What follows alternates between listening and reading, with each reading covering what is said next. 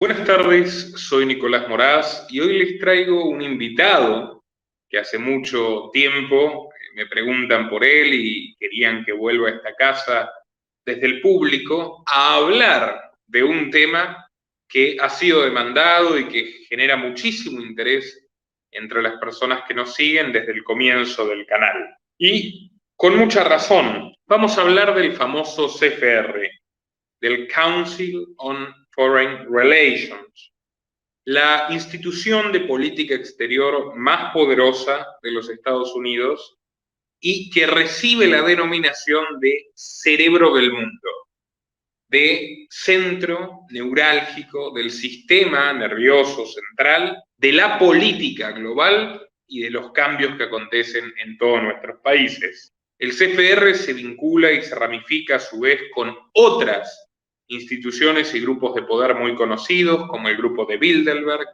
el Wilson Center del Instituto Smithsoniano, el Instituto Nacional Demócrata de Relaciones Internacionales y otros tantos más. Y los presidentes de todos nuestros países, cuanto menos los cancilleres, van a rendir examen y a recibir instrucciones frecuentemente a las sedes del CFR. Ha sido el caso de Cristina Kirchner en persona, de Susana Malcorra, la canciller de Macri, de Iván Duque, Bachelet y Sebastián Piñera también en persona, de Marcelo Ebrard, del polifacético canciller de AMLO, de Ricardo Salinas Pliego representando al gobierno de López Obrador, de Pedro Sánchez en persona y de tantos otros mandatarios a lo largo de las últimas décadas. Pero bueno, Biden va como si fuese su segunda casa, desde que era senador, luego cuando fue vicepresidente, y al día de hoy los lazos de su gobierno y de su victoria política con el CFR son enormes. Así que vamos a hablar de todos estos temas, vamos a hablar de cómo se originó, de cómo creció y de su vinculación con los grandes eventos y sucesos políticos y económicos de los últimos tiempos, con el doctor Mauricio Castillo, que se está convirtiendo en un verdadero especialista de geopolítica.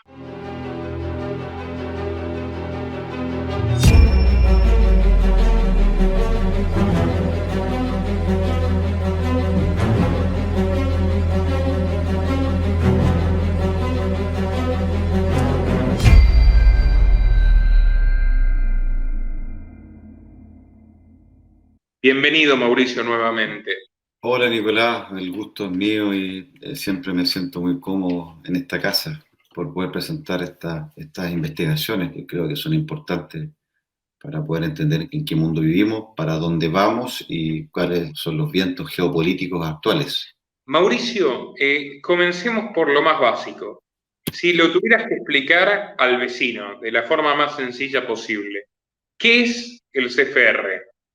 Ya, el Consejo de Relaciones Exteriores norteamericano, en sus siglas CFR o Council on Foreign Relations, ¿no es cierto? Podríamos decir en forma sencilla, lo podríamos catalogar como una gran red de foros de coordinación global, especialmente de intereses políticos, económicos y militares, comandados especialmente de las tres regiones del mundo industrializado. Estados Unidos, ¿no es cierto?, que es la zona principal. Después tendríamos Canadá, Inglaterra, Europa Occidental y Japón. Diríamos que son los que se conocen como los think tanks o bancos de cerebro que trabajan especialmente en conjunto para hacer evaluaciones de la realidad, análisis, proyección y diseño de planes y políticas para dirigir los sucesos mundiales donde ellos necesitan, ¿no es cierto?, o donde van a dirigir los intereses de esta élite. Y algunas de estas organizaciones, ¿no es cierto?, forman o trabajan en el área económica, otras en el área sociocultural, también hay temas importantes en el tema militar, y todos, por supuesto, terminan y coordinan, diríamos, a favor del tema de la globalización, y sus miembros son personalidades que están relacionadas de alto prestigio en el sistema, con bastante influencia y poder. La mayoría vienen especialmente de las élites de universidades como Georgetown, y tenemos también mucha gente que viene de la banca de Wall Street, empresarios militares.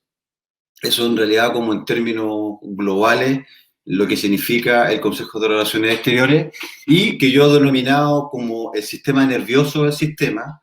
Creo que este es un gran cerebro que tiene ramas nerviosas que al igual, ¿no es cierto?, que un organismo biológico, ¿no es cierto?, este cerebro controla y dirige absolutamente todas las funciones del sistema y yo creo que en esta charla vamos a ir, diríamos, viendo cómo se concreta esto que estamos conversando.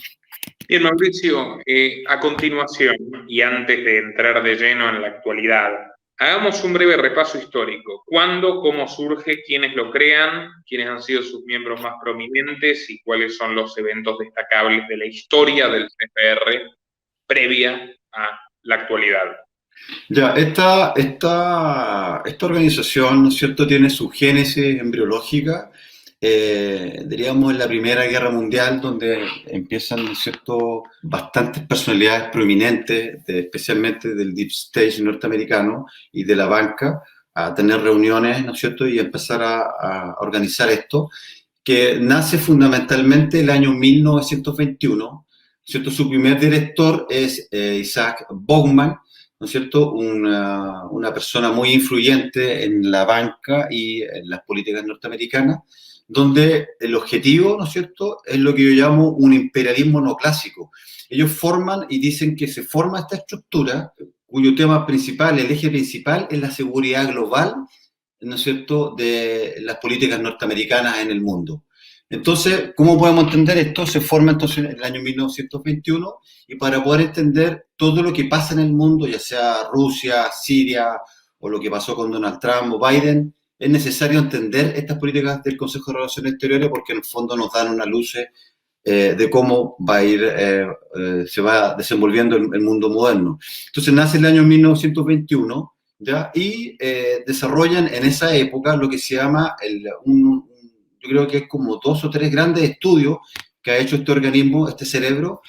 Uno se llama los estudios de guerra y paz, ¿no es cierto?, que, diríamos, se abocaron más de 100 personalidades, especialmente intelectuales norteamericanos, y desarrollan todo el plan y la política de Estados Unidos, cómo se tenía que desenvolver en la Segunda Guerra Mundial, y en segundo, dan origen a todas las estructuras que les va a permitir a esta élite poder, ¿no es cierto?, desplegar estas políticas de globalización, y a partir de este estudio, que se llama Estudios de Guerra y Paz del Consejo de Relaciones Exteriores norteamericano, ¿no es cierto?, se da origen a la creación del Banco Mundial, al Foro Monetario Internacional, a las Naciones Unidas, a la Organización Mundial de la Salud. O sea, ellos desarrollan, ¿no es cierto?, piensan y finalmente estructuran esta red que permite hoy en día al Consejo de Relaciones Exteriores prácticamente manejar absolutamente todo lo que tema, tanto de políticas internas del Deep State como las políticas geopolíticas externas, y este Consejo de Relaciones Exteriores norteamericano está absolutamente enquistado en todas las instituciones, en la Central de Inteligencia Americana, en el Departamento de Defensa, en las universidades, yo diría, en el 75% de las universidades más importantes en Estados Unidos está este think tank. Está también, por ejemplo, en la Comisión de Investigación de los Atentados del 11 de septiembre, está, diríamos, en una estructura militar, o sea, en realidad es una estructura omniabarcante que prácticamente coordina absolutamente todas las cosas geopolíticas externas y las políticas internas de Estados Unidos. Mauricio, dígame. Lo que me describe nace más o menos en sintonía con la Sociedad de las Naciones, el preámbulo de la ONU a fines de la Primera Guerra Mundial. Claro. Todos los organismos de gobernanza multinacional, lo que podríamos llamar hoy organizaciones globalistas, tienen que ver con un diseño que se realiza desde el Council a lo largo de 20, 30 años hasta que finaliza la Segunda Guerra Mundial, porque Bretton Woods es ya tirando la década de 1950, ¿verdad? Claro, exacto. A partir de ese momento, ¿cómo es el desempeño del Council durante la Guerra Fría? Bueno, durante la Guerra Fría el Consejo diseñó, como te explicaba, el tema de guerra y paz. Y, bueno, antes de pasar a eso, diría que hay el Instituto CIMIL, que trabaja con el norteamericano es el Instituto Real de Relaciones Internacionales, el Royal Institute for International Affairs, que está en Chatham House, en Londres, y tiene dos publicaciones importantes, que son las publicaciones teóricas y doctrinarias, que es el Foreign Affairs, ya que es la revista norteamericana, y el International Affairs. Hay un dato interesante, que el primer número del Foreign Affairs, que sacó 5.000 números, alrededor del año 1920 y tanto, tenemos que incluso Lenin, ¿no es cierto?, hace aportaciones teóricas al primer número, y de hecho tenemos, cuando Gorbachev visita, ¿no es cierto?, diríamos, los anales de la revista, diríamos, le muestra los primeros escritos de Lenin en esta revista, que supuestamente era una revista del capitalismo. Bueno, en la Guerra Fría, fundamentalmente lo que se produjo es que va desarrollando distintos estudios, ¿no es cierto?, donde van dando distintas iniciativas de despliegue geopolítico. Por ejemplo, tenemos en el año 25, ellos desarrollan algunos estudios donde hacen, por ejemplo, abren sus políticas, por ejemplo, en África, donde ellos dicen que estos organismos son para la administración de razas atrasadas. Por ejemplo, en el año 39 hace políticas con el Departamento de Estado norteamericano, donde todas fundadas por la Fundación Rockefeller se van dando políticas sobre seguridad, armamento, economía, finanzas, políticas, territorio y objetivos de paz. El otro estudio importante, como te explicaba, el estudio de guerra y paz, que permitió la navegación de Estados Unidos en la Primera Guerra Mundial, y lo que significó finalmente el interregno de la Guerra Fría, donde se desarrollaron más de 682 memorandos que abarcaron absolutamente temas económicos, financieros, de seguridad, armamento. O sea, todo lo que es la historia de la Guerra Fría está coordinada absolutamente por las políticas norteamericanas del Consejo de Relaciones Exteriores norteamericano. También está lo que fundamentalmente fue posteriormente el llamado Plan Marcha, y la organización de la OTAN, la Organización del Tratado del Atlántico Norte, todo esto coordinado específicamente por el Consejo de Relaciones Exteriores norteamericano. Y no podemos olvidar también la participación en el año 57 de Henry Kissinger, tal vez diríamos uno de los teóricos más importantes de esta organización, y que culmina alrededor de la década del 70, donde se escribe entre el año 70 y el año 80 más de 12 volúmenes de políticas globales por este organismo, que culmina finalmente con uno de los proyectos que yo considero uno de los proyectos más importantes del Consejo de Relaciones Exteriores norteamericano, que es el llamado Proyecto de los 80.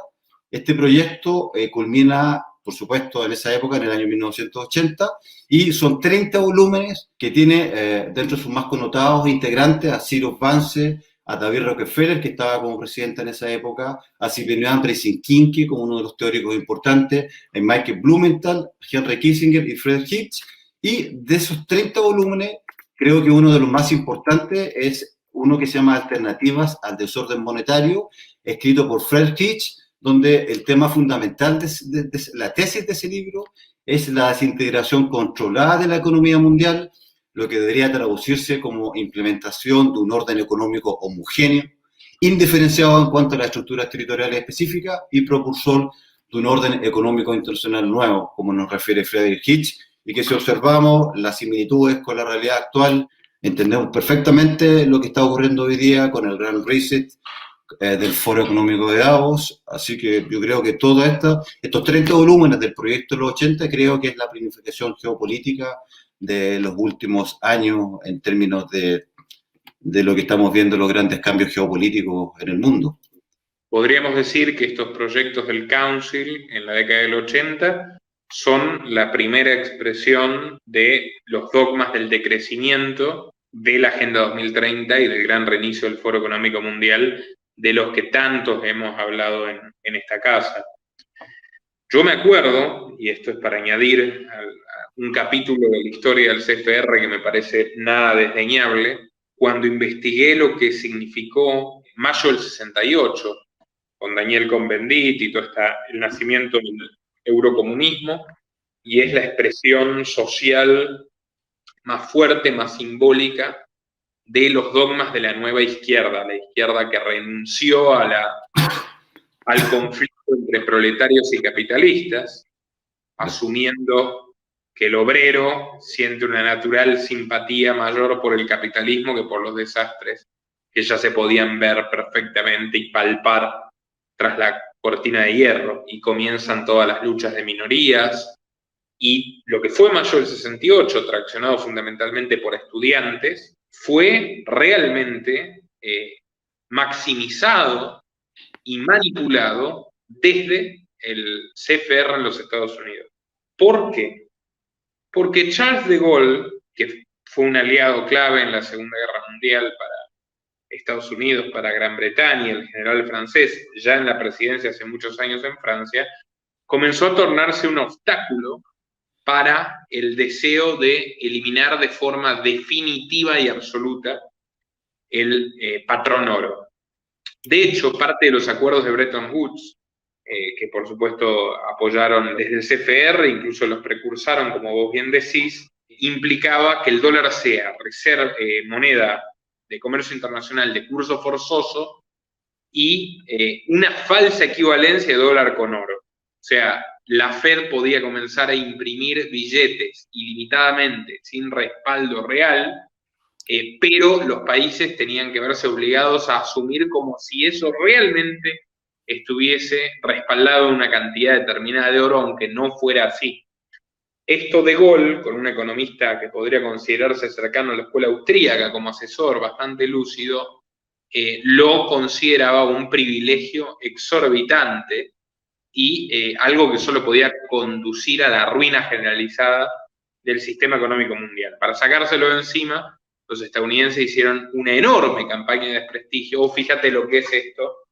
No lo hicieron con Argelia, con la tortura que cometían los franceses contra los argelinos, una de sus últimas colonias, con la salvaje represión a los movimientos independentistas argelinos, que suscitaron tantas cosas, pero sí lo hicieron con el Frente Interno de Mayo del 68, porque a Estados Unidos le convenía la política imperialista francesa en África para frenar supuestamente el comunismo, pero necesitaban sacarse encima de Gaulle. Entonces, todos los reflectores, todos los medios de comunicación se centraron en París, en la protesta de estos estudiantes, cuyo principal vocero fue Daniel Rojo, Daniel Cohn-Bendit, que mirá lo que son las cosas, décadas más tarde, y mediando un escándalo enorme porque se escribió un libro admitiendo su inclinación a las relaciones sexuales con alumnos de jardines de infantes, porque era maestro jardinero, Cohn-Bendit, así, esto es un hecho, se convirtió en un eurodiputado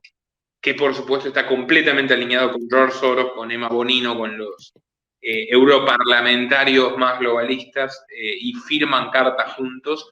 Y ahí tenés tanto Bonino como Cohn-Bendit como George Soros han participado activamente del CFR. George Soros es, como lo fue David Rockefeller, miembro ejecutivo.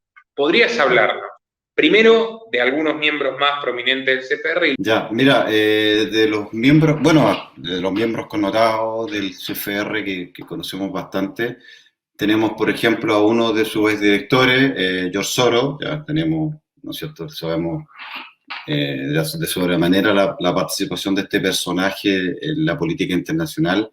Tenemos otro miembro importante, que es Sirenias Brzezinski, ¿no es cierto?, que diría es uno de los teóricos de la Comisión Trilateral. Él escribió un libro que yo leí hace bastante tiempo atrás, un libro que fue escrito en el año 70, que se llama La Era Tecnotrónica, y cuando tú lees ese libro está absolutamente diseñado todo lo que está ocurriendo hoy en día. Tenemos también a Cyrus Vance, Rockefeller. La verdad, cuando uno hace un análisis de todo, por ejemplo, diríamos que a nivel, por ejemplo, del gobierno norteamericano, diríamos que la mayoría de los presidentes norteamericanos han sido miembros del Consejo de Relaciones. Presidentes y vicepresidentes, la mayoría por ejemplo, de la estructura militar del alto mando norteamericano son todos miembros del Consejo de Relaciones Exteriores norteamericano. Entonces, la verdad, es bastante florida la participación diríamos, de esta estructura en la geopolítica internacional. Ahora, en relación a lo que estamos conversando, por supuesto que hay, diríamos, implicaciones, ya lo habíamos hablado en algún video anterior. Por ejemplo, tenemos claramente que lo que está ocurriendo hoy en día con esta peste ¿no es cierto? Lo habíamos analizado, por ejemplo, en un documento de la Fundación Rockefeller, que está absolutamente implicada en el Consejo de Relaciones Norteamericanas, que se llama Escenarios para el futuro de la tecnología y el desarrollo internacional. Y cuando habíamos visto eso en un video anterior, ¿no es cierto? En ese documento escrito en el 2010, ellos hablan efectivamente de una peste que extermina, diríamos hipotética, que extermina el 20% de la población mundial en esa época, ¿ya? Y que iban a morir más de 8 personas, todo esto es hipotético, y ellos en ese documento, por ejemplo, dan como solución que la única forma de poder enfrentar estas pestes que se van a venir en forma sistemática, ¿no es cierto?, como amenazas para la humanidad, era desarrollar estados autoritarios y controladores, ¿no es cierto? Hay un personaje que es muy importante en esta cosa, que es Rajev Beganjá, ¿no es cierto? Lo habíamos conversado también en videos anteriores. Rajem Beganjá, que fue miembro en 2007, director de biodefensa de la Casa Blanca. ¿Y por qué este personaje es importante? Porque este personaje fue el que desarrolla los conceptos actuales del confinamiento, ¿no es cierto? Él desarrolla un documento, ¿no es cierto?, a propósito de que se empezaron a preparar, tanto con el documento de la Fundación Rockefeller y todo esto, y empiezan a preparar, ¿no es cierto? Y Rajev Beganjá, miembro permanente del Consejo de Relaciones Exteriores norteamericano, desarrolla un documento que se llama Preparación para futuros eventos técnicos y el tema de la influenza, y desarrolla específicamente todas las cosas de la cuarentena actual. Y el otro elemento importante es una organización que se llama Things Global Health, que es una organización que es absolutamente dependiente del Consejo de Relaciones Exteriores y es la que actualmente está desarrollando todos los aspectos teóricos de la peste actual. Toda la coordinación de Gavi, toda la coordinación y evaluación del tema de las inmunizaciones, por supuesto, no estoy diciendo, estoy modificando el lenguaje para que no tengamos problemas, la inmunización que se está llevando a cabo, todo está coordinado por este think tank llamado el Things Global Health, que es, por supuesto, absolutamente dependiente del Consejo de Relaciones Exteriores norteamericano. Hay un episodio verdaderamente cinematográfico que involucra filtraciones de Wikileaks y un asesinato con el Council of Foreign Relations. ¿De qué se trata este asunto tan intrincado? Se llama Cyber Rich, ¿no es cierto?, que el 2016 supuestamente es un miembro del Partido Demócrata, que supuestamente fue el que le entregó la información a Julian Assange, y el tema de los hackers rusos parece que fue como una falsa bandera. Bueno, Cyber Rich le entrega la información a Assange y posteriormente aparece asesinado. ¿Será ese el caso de lo que me estás preguntando? No me recuerdo bien. Efectivamente. Claro, Cyril Riggs, miembro del Partido Demócrata, que posteriormente, después de esta filtración de estos correos electrónicos a Julian Assange, aparece, diríamos, muerto. El Washington Post publicó que Jeffrey Epstein pertenecía al Council of Foreign Relations, o sea, el proxeneta y traficante de personas fue durante 15 años miembro del Council y le donó $350 millones. Absolutamente. El Jeffrey Epstein fue uno de los miembros importantes de la CFR, uno de los miembros, diríamos de élite. Y por supuesto que lo que tú confieres es absoluto. Tuvo 15 años de membresía y hizo aportaciones por más de $350 millones al Consejo de Relaciones Exteriores norteamericano. Pasemos a hablar un poquito de bueno, recién hablamos de este personaje del Partido Demócrata vinculado al Council que termina muerto en circunstancias muy extrañas y al que se lo sospecha de haber entregado información comprometedora para Clinton en el 2016 en 2015 a Assange. ¿Cuál es la relación del Council con el gobierno de Joe Biden y a partir de esto qué podríamos esperar del futuro? Bueno, la relación del CFR con Joe Biden es absolutamente clara. Todo, diríamos, el equipo de Joe Biden son miembros del Consejo de Relaciones Exteriores norteamericano, Anthony Blinken, por ejemplo, Lloyd Austin, Alejandro Mayorkas, que es jefe de Seguridad Nacional, William Burr, que es el director de la CIA, miembro del Consejo del CFR, Janet Yellen, de la Tesorería, la Linda Thomas Griffin. La secretaria del Tesoro que en Claro. tiempos Obama era la directora de la Fed, que comienza con el mega rescate de aquella época. La mujer que ahora dice que hay que prohibir Bitcoin e ir a la moneda digital y a los impuestos mundiales. Bueno, ella es una miembro del Council, que yo entiendo que también es vitalicia. Anthony Blinken, el secretario de Estado. Seguí, por favor. Claro, la Gina Raymond, por ejemplo, que tiene que ver con la parte del comercio del gobierno de Biden, también es miembro CFR. Cecilia Rose, que es presidenta del Consejo de Asesores Económicos. John Kerry, que es enviado especial en el tema de la calentología y el clima. Y Tom Bilskat, que tiene que ver con la agricultura. Todos miembros del CFR, la mayoría, todos apoyaron las guerras contra Afganistán, Irak, Libia, Siria y Yemen, y además como el cambio de régimen en Ucrania el 2014. Bueno, pero esta es una constante, porque si uno, por ejemplo, revisa las páginas 98, 99 y 100 de tu investigación, que la vamos a dejar en los comentarios para quien quiera verla, vamos a ver que en el gobierno de Bush para abajo está lleno, todos eran miembros del Council, o sea, secretario de Defensa, secretario también de Comercio, distintos diputados, vicesecretarios, asistentes, Bolton, que luego será el secretario de Estado de Donald Trump. Impresionante realmente. En el gobierno de Clinton tenés al gobierno entero, a la jefa de gabinete Madeleine Albright, que ahora es la directora del Instituto Nacional Demócrata, que es el principal lobby de política exterior del Partido Demócrata, así que definitivamente la influencia del Council es enorme en los dos partidos. También Kamala Harris, una mujer que desde que asume la banca del Senado es de las más entusiastas partícipes de los meetings del Council on Foreign Relations. Y bueno, ¿qué se sabe algo de los planes y de los proyectos más actuales que tengan estos muchachos para nuestros países? Por ejemplo, que hay un candidato presidencial chileno. Lo que pasa es que este cerebro, como lo hemos conversado, ¿no es cierto?, tiene un centro coordinador de cerebros que es el Council, que es el que organiza y dirige, porque este cerebro, esta metástasis está absolutamente diríamos, en todo el mundo. Hay un Consejo de Relaciones Exteriores, diríamos, europeo, tenemos en Italia, en Londres, tenemos en África, y por supuesto América Latina no es la excepción. Tenemos, por ejemplo, en Argentina, tenemos el CARI. El Consejo Argentino para las Relaciones Internacionales, página 152, que lo dirige el ex militar Giavarini, hasta donde recuerdo, que es miembro de la Open Society Foundation de George Soros. Esto lo publiqué yo en el 2018. Ellos trabajan de manera coordinada con el CPR y ellos trajeron a Henry Kissinger a la Argentina en la época de la dictadura genocida de Videla.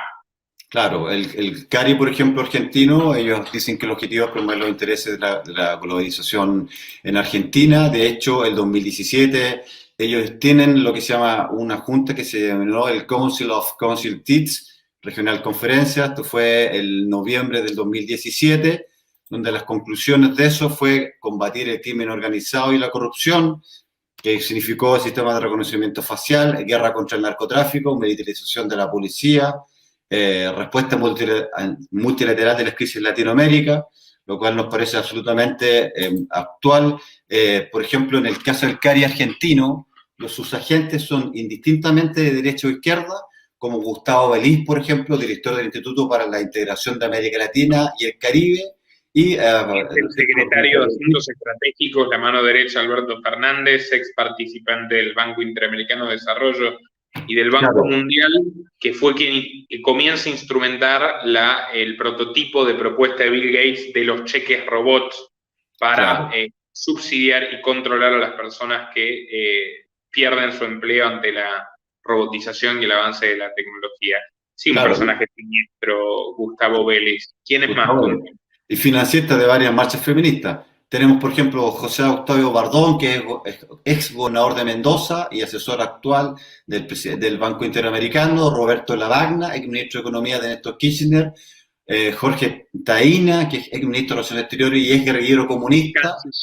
Canciller de Néstor Kirchner, Jorge Taína, efectivamente. Claro, José Nino Pastori, ministro de Economía del general Vignone, y el que coloca a Domingo Cavallo como presidente del Banco Central. Por lo tanto, tú ves que es bastante florido. En Chile pasa exactamente lo mismo. Sebastián Pinera, por ejemplo, el actual director oligarca, Hernán Felipe Larraín, que es presidente actual.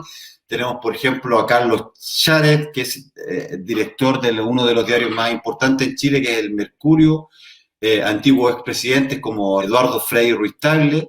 Tenemos, por ejemplo, a uno de los millonarios más importantes de Chile, que es Paulman, que es presidente de Cencosud. Tenemos también a gente de izquierda, como Heraldo Muñoz, actual candidato a la presidencia, también, que llegó a ser en su momento presidente del Consejo de Relaciones Exteriores norteamericano. Y, por supuesto, tenemos no solamente el Consejo de Relaciones Exteriores chileno, tenemos el argentino, hay un brasileño que se llama Sebri. Así que pues, la verdad que tú ves que estos tienen absolutamente raíces absolutamente en todo. Mexicanos del PRI, del PAN y de Morena. Exacto. Tenés en la página, una cosa fantástica que reuniste en la página 93, es el cuadro que publica Julian Assange mostrando los vínculos entre los grandes ejecutivos y miembros de directorio de los principales medios de comunicación y redes sociales del mundo con el Council, lo cual en gran medida puede explicar también eso que tanto todavía le sorprende a muchas personas, que sea el relato único, el discurso único que sale en todas las televisiones de manera monocorde respecto a encerrarse, el terror, etc. Y en este cuadro podemos ver cómo se vinculan de forma directa con el Council of Foreign Relations los dueños y directivos del Wall Street Journal, de NBC en Estados Unidos, de la revista Time, del Times de Londres, de la CNN, de CBS News, de Warner Brothers, de Disney, hasta de Cartoon Network, que es un canal para niños, y a su vez después con la Comisión Trilateral también, con el Council, con el Club de Bilderberg, el Financial Times de los Rothschilds, el New York Times, las agencias de prensa latinoamericanas, AP, United Press, Google, YouTube, Facebook, y bueno, ya con eso tenías el control del 95% de la comunicación de Occidente. Bueno, realmente bastante interesante este tema. ¿Querrías añadir algo más, Mauricio? Claro, como elemento interesante, las agencias de noticias, que son las que le suministran todas las fuentes de información al resto de las cadenas televisivas y periodísticas del mundo, que son las tres principales, que es la Reuters, ¿no es cierto?, la americana, la E, y la francesa, la AFP. Esas tres instituciones, que son las que suministran todos los bancos de información para todo el resto de los medios de comunicación, las tres agencias están controladas por el Consejo de Relaciones Exteriores norteamericano. Eso es como para que tengamos claro, efectivamente, e incluso en la investigación que hice en el PDF, que después tal vez lo podemos compartir, tenemos, por ejemplo, una noticia X, por ejemplo, una noticia de Putin, que buscamos distintas formas como era transmitido por medios de comunicación de países absolutamente disímiles, buscamos 10 países distintos, y la verdad, y la noticia era exactamente la misma, es decir, de estas tres agencias se filtra la información, llegan a los medios de comunicación y las transmiten absolutamente casi de forma, digamos, literal. Y otra cosa de lo que fueron pioneros los titanes de la inteligencia artificial, que lo empezó a probar la BBC de Londres hace algunos años y ahora está generalizado, buena parte de las noticias de Reuters, estas agencias internacionales, y que se publican en todos los diarios del mundo, ya las escriben bots. No se escriben personas ni siquiera. Sí, bueno, con esto ya nos queda absolutamente claro que no hay absolutamente casi nada fuera del alcance de esta estructura. Medios de comunicación, estructuras militares, la central de agencia americana, absolutamente todo. En la página 62 a Rigoberta Menchú, la Premio Nobel de la Paz guatemalteca, y es miembro del Consejo Asesor Internacional. Entonces podemos ver que hasta es lógico entender cómo los premios Nobel de la Paz a veces los reciben personas extremadamente disputables. Ahí también en la página 59, Shimon Peres, el expresidente israelí, que también recibió el premio Nobel a la Paz, y que Clinton intermedió entre su abrazo con Yasser Arafat. Es bastante interesante. Golda Meir, miren la página 57. Hay un claro vínculo también con Israel. Qué locura, ¿no? Golda Meir, que en su momento a su vez era una gran aliada de los soviéticos, termina ahí con David Rockefeller en la casa Harold Pratt del Consejo de Relaciones Exteriores de Estados Unidos. Claro. Qué interesante. Bueno, pero acuérdate que hasta los soviéticos participaron incluso en el primer número del Foreign Affairs, del de este órgano absolutamente, supuestamente capitalista. Sí, O sea, con ahí su vemos las link indicaciones, ahí vimos el absolutamente la falsa bandera del marxismo que está absolutamente imbricado en este sistema. No existe una oposición verdadera, es prácticamente lo mismo. O sea, así que con estas investigaciones nos refuerzan absolutamente más, ¿no es cierto?, develando todos los vínculos que existen entre el capital y la izquierda. Muy interesante, la verdad, todo este trabajo, Mauricio, te felicito. Y bueno, a todos los que lo miraron, les pido por favor que compartan el video en todas sus redes, en todos sus grupos, en Facebook, en Telegram, en WhatsApp, en Twitter, que den like a esta investigación para que llegue a más gente y quien pueda, por supuesto, y quiera, recuerden que a nosotros no nos financia el Council of Foreign Relations, así que desde los enlaces que figuran en la descripción o en el comentario destacado, pueden aportar desde tan solo $2 mensuales para que nuestro trabajo periodístico siga siendo posible. Así que bueno, un saludo para el público y muchas gracias, Mauricio. Chao, Nicolás, saludos a la gente también. Nuestro trabajo depende de tu apoyo. Para que siga siendo posible, realiza tu aporte desde tan solo $3 por mes a través de Patreon, en los enlaces que figuran en la descripción o en el comentario fijado. También podés hacerlo vía Bitcoin o desde la opción Unirte de YouTube. Y si estás en Argentina, elegí el medio de pago de tu preferencia a través de Mercado Pago. Quienes nos apoyen en Patreon a partir de $5 mensuales tendrán acceso a análisis, entrevistas, conferencias y documentales exclusivos. También tenemos opciones para sponsors. Así que publicita con nosotros a través de patreon.com/Nicolás Moraz.